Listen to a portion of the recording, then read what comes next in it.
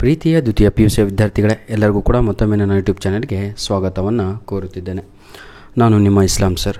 ನೋಡಿ ಸರ್, ಈಗಾಗಲೇ ನಿಮ್ಮೆಲ್ಲರ ಎಕ್ಸಾಮ್ 1 ಕಂಪ್ಲೀಟ್ ಆಗಿದೆ, ಎಕ್ಸಾಮ್ 2 ಕೂಡ ಕಂಪ್ಲೀಟ್ ಆಗಿದೆ. ಯಾರೆಲ್ಲ ಎಕ್ಸಾಮ್ 3ಗೆ ಪ್ರಿಪ್ರೇಷನನ್ನು ನಡೆಸ್ತಾ ಇದ್ದಾರೋ, ತಯಾರಿಯನ್ನು, ಅಂಥ ವಿದ್ಯಾರ್ಥಿಗಳಿಗೆ ಈ ಒಂದು ವಿಡಿಯೋವನ್ನು ಅಪ್ಲೋಡನ್ನು ಮಾಡುತ್ತಿದ್ದೇನೆ. ಸೈನ್ಸ್ ವಿದ್ಯಾರ್ಥಿಗಳಿಗಾಗಿ ಈ ಒಂದು ವಿಡಿಯೋ ಆಗಿರುತ್ತೆ. ಬನ್ನಿ ಸರ್, ಬಯೋ ಸಬ್ಜೆಕ್ಟಿನ ಕೆಲವೊಂದು ಇಂಪಾರ್ಟೆಂಟ್ ಕ್ವಶನ್ಸ್ಗಳನ್ನು ನಿಮ್ಮ ಎಕ್ಸಾಮಿಗೆ ನಾವು ನೋಡ್ತಾ ಹೋಗೋಣ. ಈಗ select the correct alternative form of the choices given below ಅಂತ ಇದೆ. Which is not a characteristics features of wind pollinated flowers ಅಂತ ಇದೆ. ಕ್ವಶನ್ ನಂಬರ್ 1ಗೆ ಸರಿಯಾದ ಉತ್ತರ ಬಂದು ಇದಕ್ಕೆ ಆಪ್ಷನ್ ಡಿ ಆಗಿರುತ್ತೆ. Flowers are very colourful is the right answer. Question number 2 my dear children, right answer is, ಸ್ವಲ್ಪ ನೀವೇ ಓದ್ಕೊಂಡ್ರೆ ಭಾಳ ಒಳ್ಳೆಯದಾಗತ್ತೆ ಕೆಲವೊಮ್ಮೆ, ಆಯಿತಾ. ಯಾವುದಿದು ಗೋನೋಡೋಟ್ರೋಫಿನ್ releases hormone ಯಾವುದು GnRH is a hypothalamic hormone which stimulates pituitary gland to secrete dash ಅಂತ ಇದೆ. Right answer is option A LH and FSH, ಆಯಿತಾ. Question number 3, which of the following is A suitable method of ART advised to a woman if she cannot produce ovum but can provide environment for fertilization. Question number 3ಕ್ಕೆ ಸರಿಯಾದ ಉತ್ತರ gift is the right answer is option B. Question number 4 ನೋಡೋಣ. Which unusual nucleotide ನೋಡಿ is added to the 5 end of hnRNA during the capping of eukaryotic transcription ಅಂತ ಇದೆ. Question number 4ಕ್ಕೆ ಸರಿಯಾದ ಉತ್ತರ ಬಂದು ಮೈಥೈಲ್ ಗೊನೆಸಿನ್ಸ್ ಟ್ರೈಫೋಸ್ಪೇಟ್, ಆಯಿತಾ. That is option A is the right answer. Question number 5 ನೋಡೋಣ. The pouched mammals of Australia survived due to the following reasons ಅಂತ ಇದೆ. 5ನೆಯ ಪ್ರಶ್ನೆಗೆ ಸರಿಯಾದ ಉತ್ತರ ಬೋತ್ ಆಪ್ಷನ್ ಯಾವುದು A and B are right answer. C, option C is the right answer. With reference to acquired immunity choose the correct option ಅಂತ ಇದೆ. 6ನೆಯ ಪ್ರಶ್ನೆಗೆ ಸರಿಯಾದ ಉತ್ತರ ಬಂದು ಆಪ್ಷನ್ ಎ ಆಗಿರುತ್ತೆ. It is pathogenic specific and memory based is the right answer. Question number 7 ನೋಡ್ತಾ ಹೋಗೋಣ ನಾವು. ಅದಕ್ಕೆ ಸರಿಯಾದ ಉತ್ತರ ಬಂದು cheese is the right answer. That is question number 7 option B is the right answer. Next, penicillium notatum is a dash ಅಂತ ಇದೆ. Question number 8ಕ್ಕೆ ಸರಿಯಾದ ಉತ್ತರ mould is the right answer is option D. Question number 9 ನೋಡೋಣ. The following one is applied to visualise the separate DNA fragments during gel electrophoresis ಅಂತ ಇದೆ. ಅದು question number 9ಕ್ಕೆ ಸರಿಯಾದ ಉತ್ತರ ಬಂದು ಆಪ್ಷನ್ ಸಿ ಆಗಿ ಇರುತ್ತೆ. Option C is the right answer. Question number 10 my dear children, identify the type of population interaction for the following examples ಅಂತ ಇದೆ. On the rocky sea coast of Scotland the large and the superior, ಹೌದಲ್ವಾ, barnacle Balanus dominates the intertidal area and excludes the smaller barnacle, ಹೌದಲ್ವಾ, from the zone ಅಂತ ಇದೆ. ಅದಕ್ಕೆ 10ನೆಯ ಪ್ರಶ್ನೆಗೆ ಸರಿಯಾದ ಉತ್ತರ competition is the right answer is option D is the right answer. Question number 11 my dear children, which of the following basic process will contribute to increase population density ಅಂತ ಇದೆ. 11ನೆಯ ಪ್ರಶ್ನೆಗೆ ಸರಿಯಾದ ಉತ್ತರ ಆಪ್ಷನ್ ಎ ಆಗಿರುತ್ತೆ. Natality and immigration is the right answer is option A.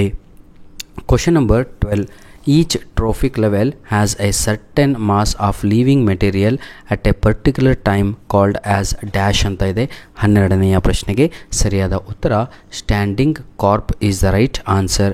Question number 13, which pyrimidine base is present in both DNA and RNA ಅಂತ ಇದೆ. 13ನೆಯ ಪ್ರಶ್ನೆಗೆ ಸರಿಯಾದ ಉತ್ತರ ಆಪ್ಷನ್ ಡಿ ಆಗಿರುತ್ತೆ. cytosine is the right answer is option D.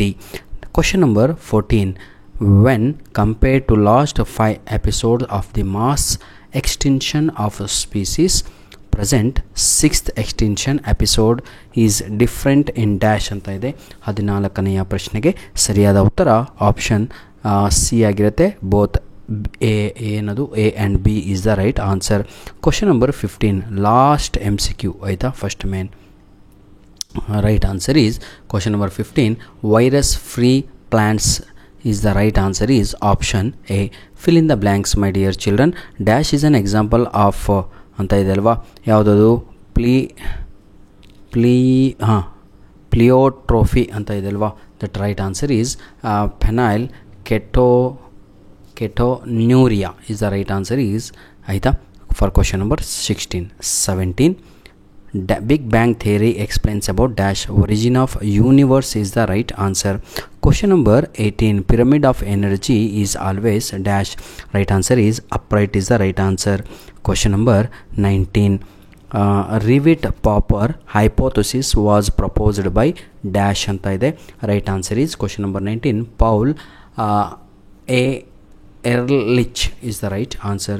Question number 20, is seen in dash chromosomal disorder ಅಂತ ಇದಲ್ವಾ. 20ನೇ ಪ್ರಶ್ನೆಗೆ ಸರಿಯಾದ ಉತ್ತರ that right answer is Klinefelter's syndrome is the right answer ಆಯಿತಾ.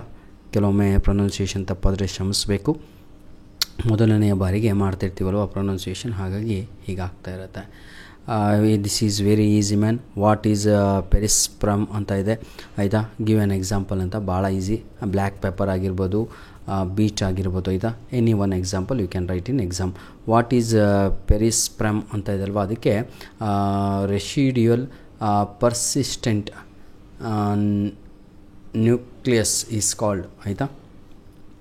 ಡಿಫೈನ್ ದಿ ಫಾಲೋಯಿಂಗ್ ಅಂತ ಇದೆ. Menarche ಒಂದು, colostrum ಅಂತ ಒಂದಿದೆ. ಇದನ್ನೆಲ್ಲ ತಾವುಗಳು ಬರೀತೀರಾ. Menstrual begins at the puberty ಹೌದಲ್ವಾ, ಅದನ್ನೆಲ್ಲ ಬರೀತೀರಾ. ಧನ್ಯವಾದಗಳು. ನಿಮ್ಮ ಪ್ರೀತಿ ವಿಶ್ವಾಸ ಹೀಗೆ ನಮ್ಮ ಜೊತೆ ಮುಂದುವರಿಯಲಿ.